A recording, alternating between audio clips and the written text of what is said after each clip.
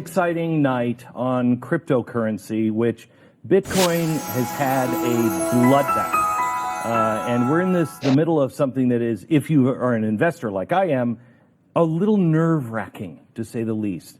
It's one thing to put a few $100s into it, but then see that, when you put something in, it's, you've got $200, and then all of a sudden it's $20,000, and it goes down to 10. You're like, you should have pulled it out. It's a lot easier to invest the money and say, I'm just going to leave it in, and I'm not even going to check it. I'm not going to worry. And then when it starts to be real money, all of a sudden all you can think of is, I should pull it out. Should I pull it out? Should I pull it out?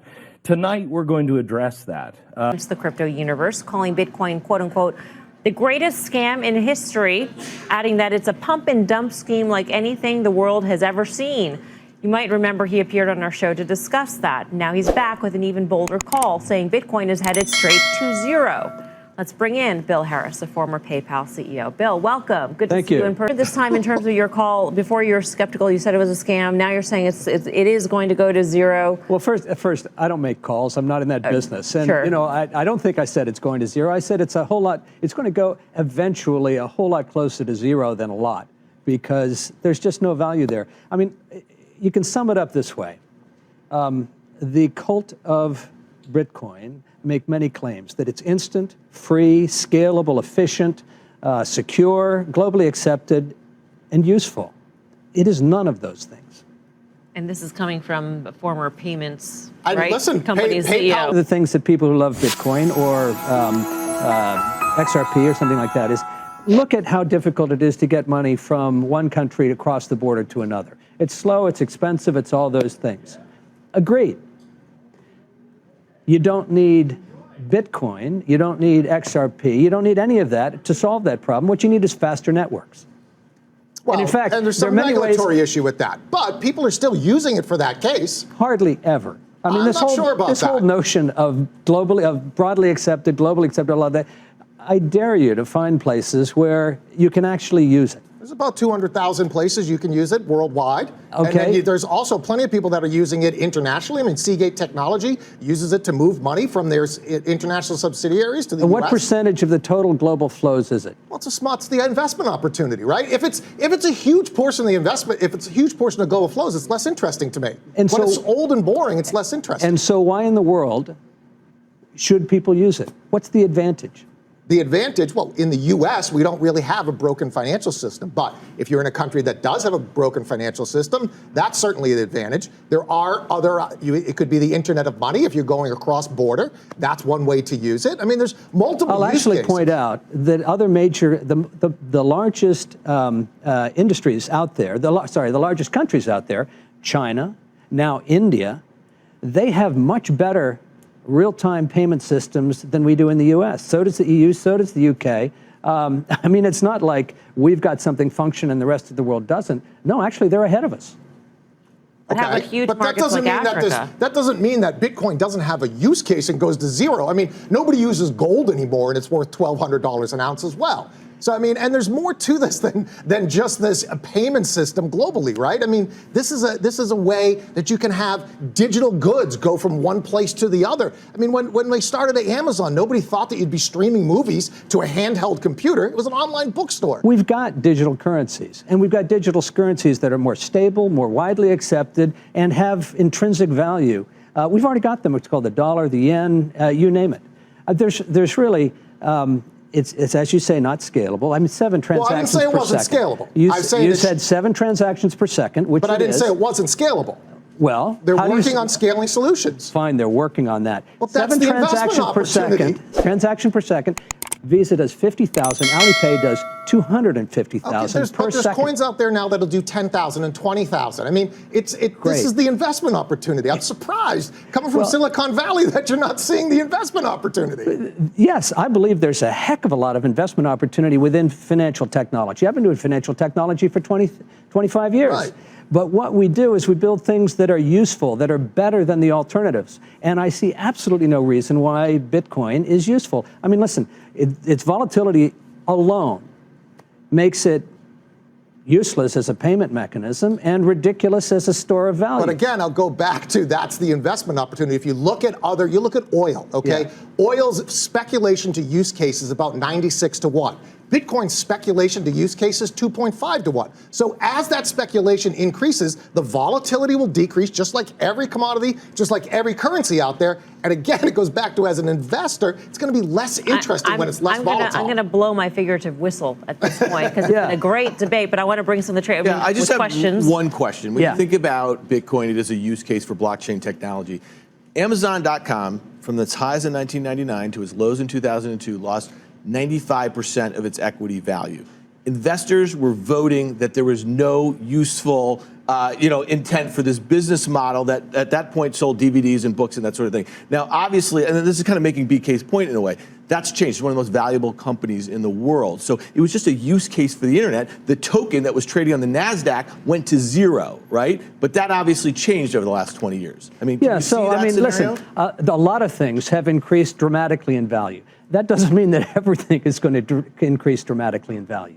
There has to be something underpinning it. Yeah, but Bitcoin makes no revenue, no profitability. I mean, why in the world should be of something of value? People were saying this about Bezos and Amazon and this dream that he dreamt up about e-commerce. I mean, I'm not saying there aren't some fabulous visions in the world that should be funded, will be hugely valuable, and have staying power and legs. But you can point to use cases and why they are competitively superior to the alternative. In Bitcoin's case, I can't come up with a single one, with the exception of criminal activity. When it was $19,600, I said, if you have Bitcoin, sell half, keep half. This is the top. Nobody listened to me. If you knew who was really behind Bitcoin, you would run as fast as you fucking could to sell it. I know. 100%. If you knew who owned Bitcoin or who started Bitcoin, and you had Bitcoin, you couldn't sleep at night. I know. 100%. And when the real founder of Bitcoin comes out, it is my humble opinion, and there's nothing humble about me, Bitcoin will go to fucking zero. One day. In a microsecond, whoop, like that. Says that it is a scam. In an op-ed for Recode this week, former PayPal CEO Bill Harris called the cryptocurrency, quote, the greatest scam in history, noting that it is a pump and dump scheme unlike anything the world has ever seen. How does he really feel? Bill Harris joins us now from San Francisco to stand by these claims. Bill, great to have you with us. Hey, how are you? Good, thanks. Reading through this op-ed, it's sort of the bear case, the critic's case that has been put forth for a long time. It's not accepted as a means of payment. There's no store value because of the volatility in price. It has no intrinsic value. Is it possible, though, Bill, that perhaps Bitcoin has not yet found its use as a cryptocurrency yet, and that we're looking at the United States where there are numerous ways of digital payment and the use of dollars is reliable and good, and we're not looking at other markets that need an alternative currency such as the emerging markets? Well, sure, but even in emerging markets, might as well use dollars, euros, or existing currencies if the local currency is subject to hyperinflation. You are out there in Silicon Valley, and you probably hear a lot of the venture capitalists expound on the virtues of Bitcoin and blockchain, et cetera. Is there anything about this that you think is not a scam, or do you think that everybody's just sort of drinking the Kool-Aid? Well, yeah, so there's a lot that's not a scam, but yes, everyone's drinking the Kool-Aid. I think, just a couple of days ago, somebody relatively prominent said Bitcoin is bigger than the internet, bigger than the Industrial Revolution. Was that Tim Draper? Well, I didn't want to mention his name, but yes. Okay. Hi, Bill. It's Karen. And he's also saying that in 4 years it'll appreciate to the point where the Bitcoin or Bitcoin and all cyber or cryptocurrencies will be worth about half of the entire S&P 500. There's no relation between value and usefulness. And on the usefulness side, let me just, there's the currency, like Bitcoin, and then there's the technology, like blockchain. Blockchain technology has terrific applications, including financial transactions. But we don't need a new currency to do it. And by the way, there's no reason that a new currency should instantly have, billions of dollars of value.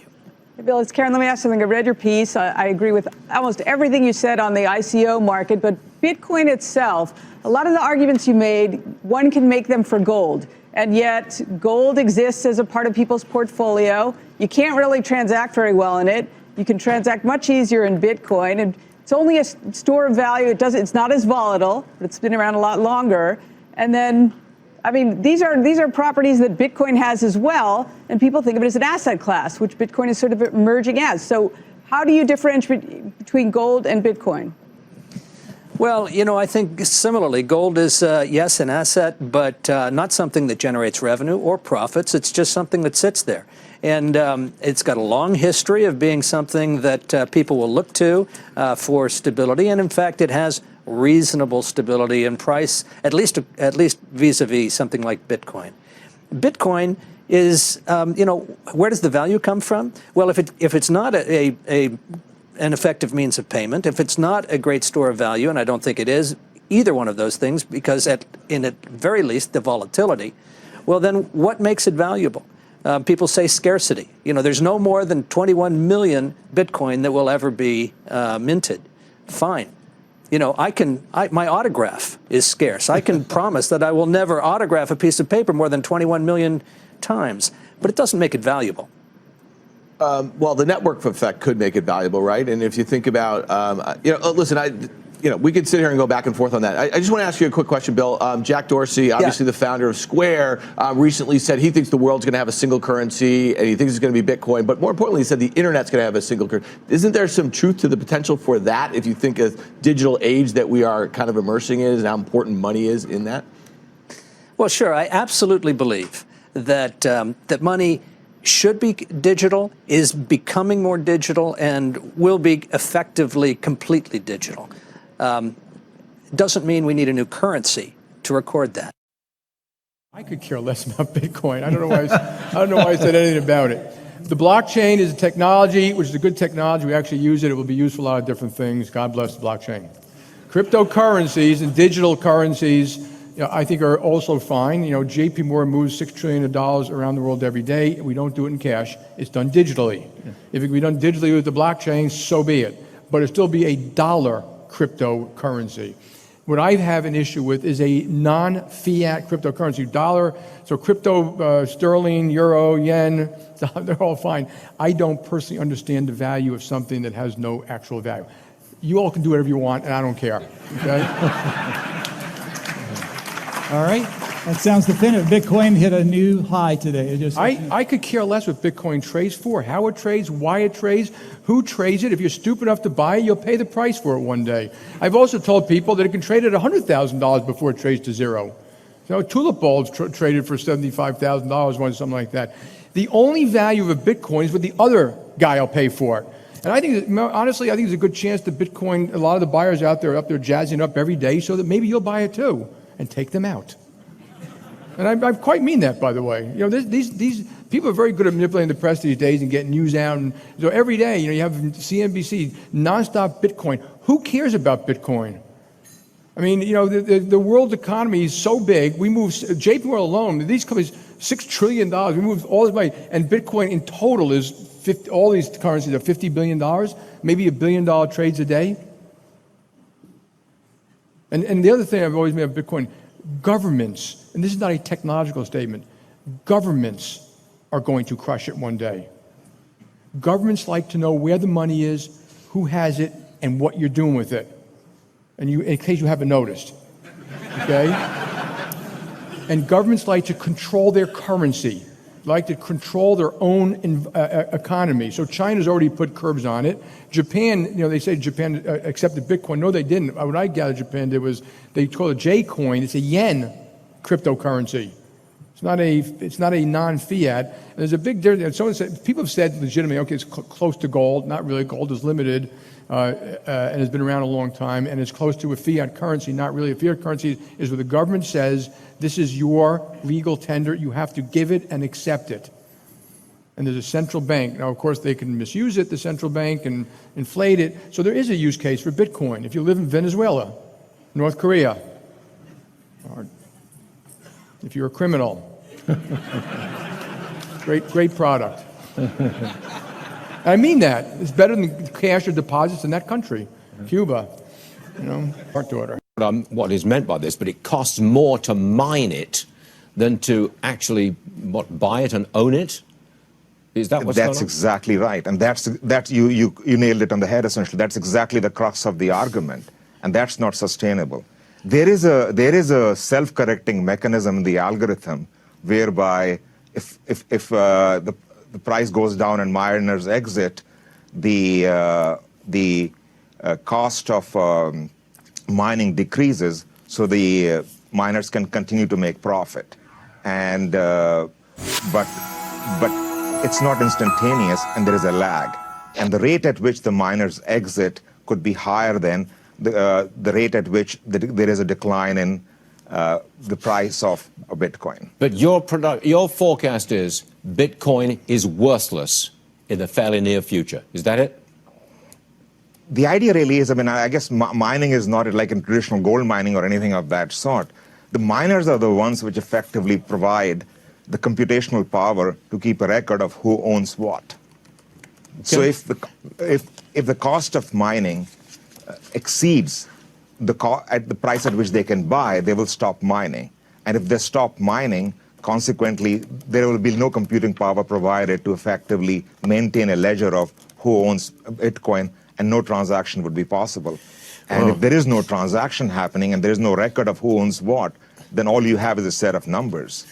And then those numbers are worthless. Atul, you make... Mr. Solomon, why did Goldman Sachs initially choose to open a crypto trading desk? The first article wasn't correct. Like others, we're watching and exploring and doing work in terms of trying to understand the cryptocurrency market as it develops. We have some clients that have certain functionality that we've engaged with them on, clearing physical futures. But other than that, we never had plans to open a cryptocurrency trading desk. We might at some point in time, but there's no question when you're dealing with cryptocurrency, it's a new area, there are a lot of issues, it is unclear from a regulatory perspective, and it's not clear whether or not, in the long run, as a currency, those technologies are going to work and be viable. Clearly, and certainly some of those tokens that are issued are awaiting definition as to what will be a security, what is not a security, what's the appropriate trading platform. There are a number of issues that our bill goes into, and frankly, even things that will be needed to address afterward. Mr. Dimon, in 2017, you called cryptocurrencies, quote, not a real thing. But this year, your firm unveiled JPM Coin and stated, quote, we are supportive of cryptocurrencies as long as they are properly controlled and regulated. Why the shift? So the blockchain is real. It's a technology. A lot of people use it and testing it today, and we think it will work over time. But the part that's not real is the cryptocurrency is not supported by anything. There's no value behind it other than what the next person will pay for it. And they have serious issues about that. The JP Morgan coin is a token which is supported by a deposit at JP Morgan. So it can be shipped around the world real time. It can go with a lot of data on it. You can split it into pieces, and the second someone wants cash, we can move the cash to. So the settlements will happen almost instantaneously, and there will be a blockchain distributed ledger. And how will that facilitate better payment systems if it works correctly? Yeah, well, the payment systems today, they do work and they're very cheap. But the fact is, this might be a faster way. It could be faster. It comes with data, and everyone would have the same data at the same time. So instead of us having to call each other's banks up and saying, what happened to that shipment from Singapore, we just go to the same screen and see it right away. Because of the nature of the blockchain, it's inherently more transparent. Yes, it's got to be secure, and it's got to be, in this case, permissioned. Not everyone can access it because we need real security around things like movement of money. Thank you. One of the great calls I made is a year ago when Bitfuck was at $19,600. I said, it's over. Smart money, sell half, keep half. My mentees lost billions. We got some Bitfucks in there, I can tell. Too bad. Shows you the stupidity shows you the stupidity. And I know who's behind Bitcoin. And it ain't some fucking Japanese guy in a cave. I know the guy. This is that Paul Tudor Jones, and in my world, which is the not politically correct world, which I won't mention, but he's a god. I mean, not just in the hedge funds, but in the world of what I call real men, Paul Tudor Jones is a god. You know, he's an incredible young, not a young guy, a lot younger than me, but he's a young guy. But he just took a position in Bitcoin, I think it's 1 or 2%. Now, that's huge news. You know, and his comment was, Bitcoin today is like gold was in 1971. And so for those who are very young, you know, in 1971, gold was $35. And with the next few years, gold ran up to $850. So for a guy, you know, is a really smart guy, Paul Tudor Jones says, Bitcoin is like gold was at $35. You know, I can only speculate, dream, and all this. And I'll say this again, you know, I'm not endorsing Bitcoin. I'm just anti-Federal Reserve Bank. I'm anti-Wall Street, and I'm anti-corruption.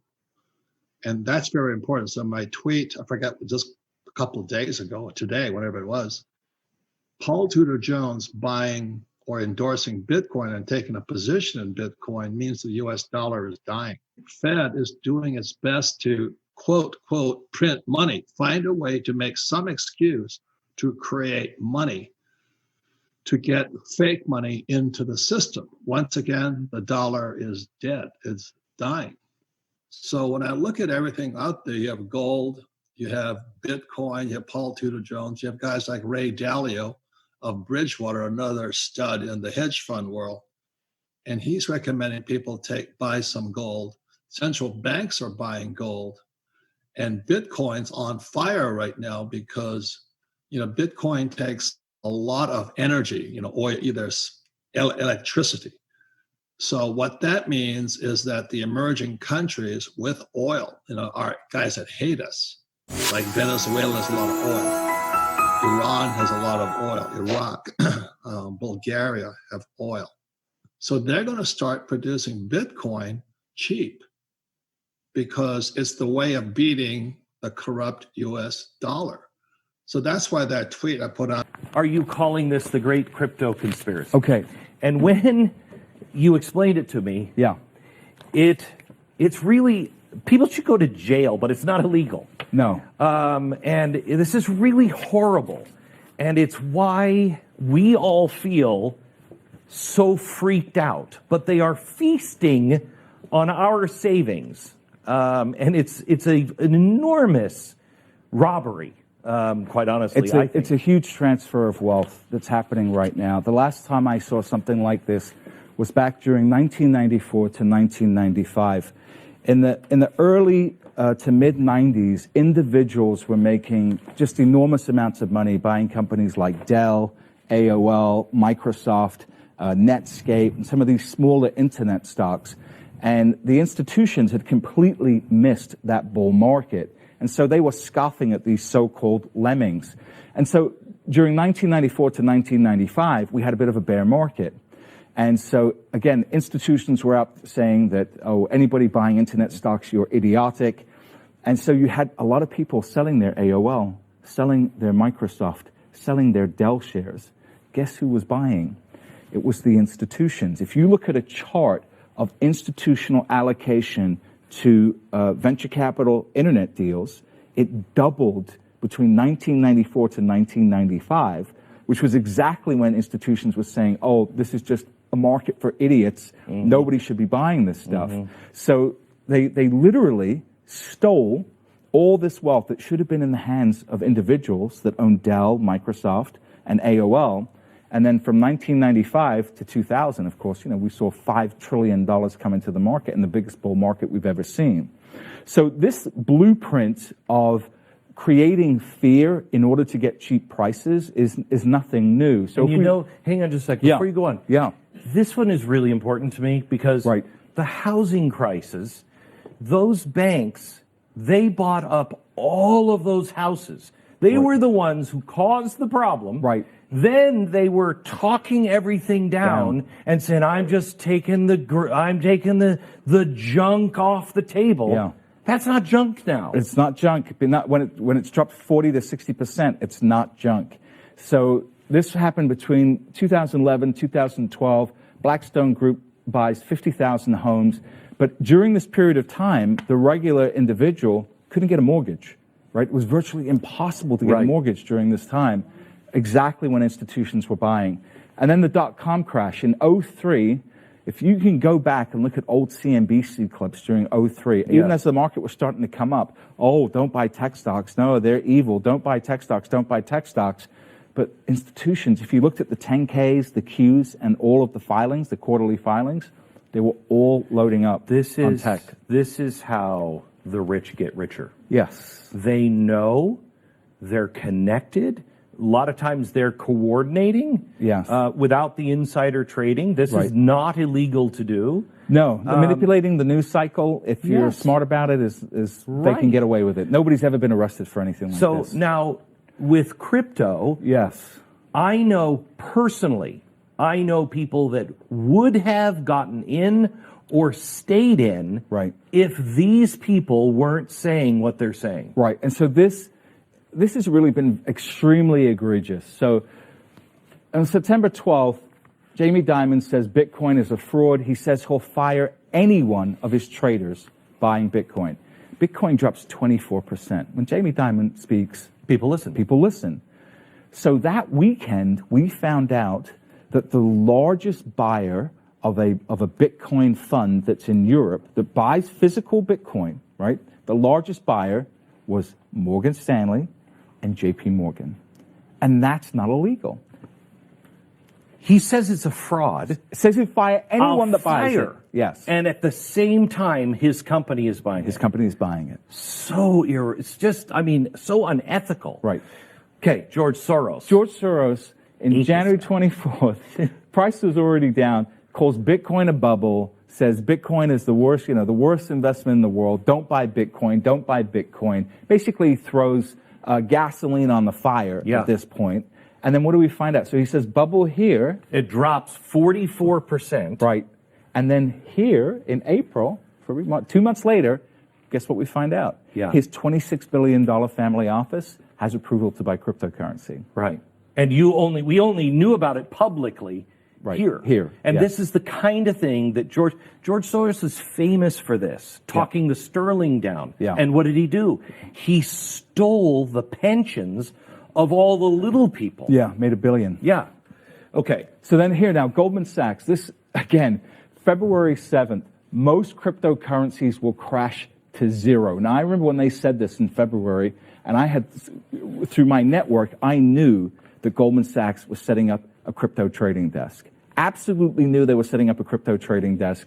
And I remember you telling me that. Right. And then, of course, they were denying it. No, we're not. No, we're not. No, we're not. Price falls down 27%. And then what do we find out? We find out here, they say BTC 0. And then we find out just before May, new trading desk. Not only that, they put $400 million to buy a cryptocurrency trading platform. Okay, so February 7th, it's all going to zero. May, we just spent $400 million just on a flyer. And they're not the only ones. No. So you have a lot of institutions that are coming. You had Christine Lagarde from the IMF come out. And this was, what's funny about this, Glenn, is it was all around the same time. It was almost like I can't prove collusion, but, it walks like a duck, it quacks like a duck. And you know what? It's probably a duck. The people, they all hang out together, they all think alike. It doesn't have to be calling each other. Yeah. They know this game. Yes. So IMF, Christine Lagarde says in the first part of the year, says all central banks should band together against cryptocurrency. Right. Have you ever heard her say all banks should band together against illegal arms? No. Or illegal drugs? No. Or human trafficking? No. But this nascent asset class, we must all join arms against. What this did was play into people's heads that these guys are never going to let Bitcoin survive. Right. And so people thought, They this is stopped over. selling, yeah. So let me show you, can we show a chart of the 5 crashes? This is from, I think, last year, right? Last year, Yeah. okay? Do we have that chart of the 5 crashes of Bitcoin? Right. It was 30%.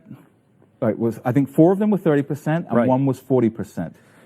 And this is, here it is. Explain this chart. And those are Right. Amazon crashes. Here's Okay, so these are Amazon. Do you have Bitcoin? Yeah, we need the Bitcoin chart. We are All right, so good. they'll come up find it. later. Okay. Yeah. So what I want to talk about now is one of the key lessons I learned from being involved in the market so long is rather than listening to what people are saying, look at what they are doing. Correct. So this is what we should look at, and this is what I want people to focus on now. Billionaire hedge fund manager Stephen Cohen, who's worth between $12 to $14 billion, by far the smartest hedge fund manager in the world, I would say of the last century, is buying Bitcoin. $6,800, buying Bitcoin. Mark Lazary, Avenue Capital Group, worth about $1.7 billion, has put 1% of his net worth into Bitcoin at around this price, $7,500. Andreessen Horowitz. Mark Andreessen. That's right, Mark Andreessen. An early investor in Airbnb, Skype, Facebook, just launched a Coinbase just launched a $300 million fund.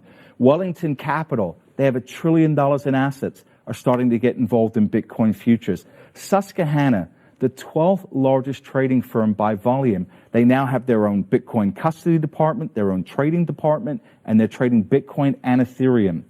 Goldman Sachs, this new CEO, David Solomon, the most pro-Bitcoin / cryptocurrency guy on Wall Street. The most pro Goldman Sachs. Goldman Sachs. He's the new CEO. He's coming into Powershin. Okay. Let's talk about Nextel and Apple. Okay, yeah. So I want to talk about what has separated me in this marketplace. I think what has allowed me to show my readers such massive gains, and the reason why I don't just sell right away is because some of the experiences that I went through in the past. So between 1990 and 1991, I was a kid, and I had loaded up on tech stocks. I had a lot of Microsoft, a lot of Oracle, stuff like that, and I had a bunch of it personally. And then the whole market crashed, and my Oracle went down 85%. Right, on a split-adjusted basis, it went down to 12.5 cents a share, and I got scared out of a lot of it. And I sold a bunch of my Oracle, and I sold a bunch of my Microsoft, and because it was a crash, just like we're in right now. Right. I went back and I looked at the math, and by the end of the decade, don't do that. if I had held those positions, I would have been $20 million richer just on 2 stocks. On 2 stocks, right? That was the magnitude of that move. And you would think I would have learned my lesson. In 2003, we had another crash. I sold my Nextel, which was a great company. Yeah. Sold it at $2. Less than a year later, it gets bought out at 14. 2003, I'm super early on Apple Computer. I'm in at like a split-adjusted basis of around $1. Oh my God. And owned it for a couple of years. I thought I was making a killing on this idea, sell it, and if I had held on to it, my clients, because of the amount that we owned, collectively, my clients would have made $49 million. Oh my gosh. Right. So these lessons are very real, Glenn. Right. And so I have been through this cycle over 3 separate decades, and I've got a do-over now, right? 23 years later from 1990, I've got a do-over. And so my mission here is it's not only just to grow my wealth, but to help America grow their wealth too. I mean, the average American investor got blown up in 2003, got blown up in 2008, and their savings have just been absolutely demolished. This is a chance for people to rebuild. To rebuild and rebuild in a dramatic, possibly generational sort of way. Without risking a lot of money. A lot of money. Okay. So to rebuild. To rebuild and rebuild in a dramatic, possibly generational sort of way. Without risking a lot of money. A lot of money. Okay. So I'll just encapsulate this. What you're saying is They've played their card. Right. They've driven the market down. Yes. These kinds of early techs, we'll show you here in a minute, it's very volatile. But then at the bottom, they say, don't go in, it's going to crash, And it's then going to be they all worse. start buying. They all start buying. Yeah. You're saying now is the time to get in. Now is the time to buy. because they're coming. Yes. And Now. once they come, You will see this market absolutely explode to the upside. So now let's